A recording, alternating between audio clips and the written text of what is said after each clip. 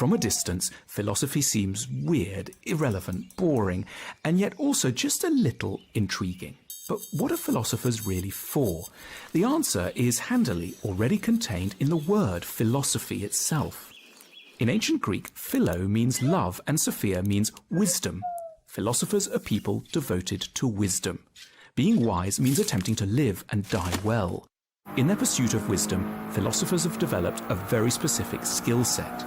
They have, over the centuries, become experts in many of the things that make people not very wise. 5 stand out. There are lots of big questions around. What's the meaning of life? What's a job for? How should society be arranged? Most of us entertain them every now and then, but we despair of trying to answer them. They have the status almost of jokes. We call them pretentious. But they matter deeply because only with sound answers to them can we direct our energies meaningfully. Philosophers are people unafraid of asking big questions. They have, over the centuries, asked the very largest. They realize that these questions can always be broken down into more manageable chunks, and that the only really pretentious thing is to think one's above raising big, naive-sounding inquiries.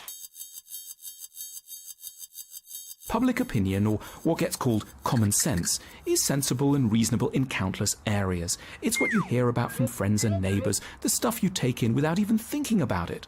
But common sense is also often full of daftness and error. Philosophy gets us to submit all aspects of common sense to reason. It wants us to think for ourselves. Is it really true what people say about love, money, children, travel, work? Philosophers are interested in asking whether an idea is logical, rather than simply assuming it must be right because it's popular and long established.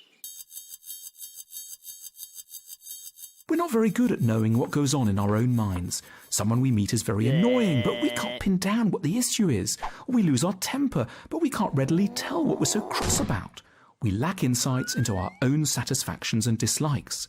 That's why we need to examine our own minds. Philosophy is committed to self-knowledge, and its central precept, articulated by the earliest, greatest philosopher, Socrates, is just 2 words long: know yourself. We're not very good at making ourselves happy. We overrate the power of some things to improve our lives and underrate others. We make the wrong choices because, guided by advertising and false glamour, we keep on imagining that a particular kind of holiday or car or computer will make a bigger difference than it can. At the same time, we underestimate the contribution of other things, like going for a walk, which may have little prestige but can contribute deeply to the character of existence. Philosophers seek to be wise by getting more precise about the activities and attitudes that really can help our lives to go better. Philosophers are good at keeping a sense of what really matters and what doesn't. On hearing the news that he'd lost all his possessions in a shipwreck, the Stoic philosopher Zeno simply said, "Fortune commands me to be a less encumbered philosopher." It's responses like these that have made the very term philosophical a byword for calm, long-term thinking and strength of mind. In short, for perspective. The wisdom of philosophy is, in modern times, mostly delivered in the form of books.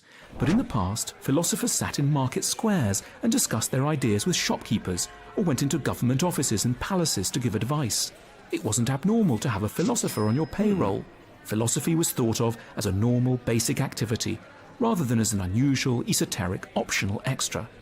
Nowadays, it's not so much that we overtly deny this thought, but we just don't have the right institutions set up to promulgate wisdom coherently in the world. In the future, though, when the value of philosophy is a little clearer, we can expect to meet more philosophers in daily life. They won't be locked up, living mainly in university departments, because the points at which our unwisdom bites and messes up our lives are multiple and urgently need attention right now.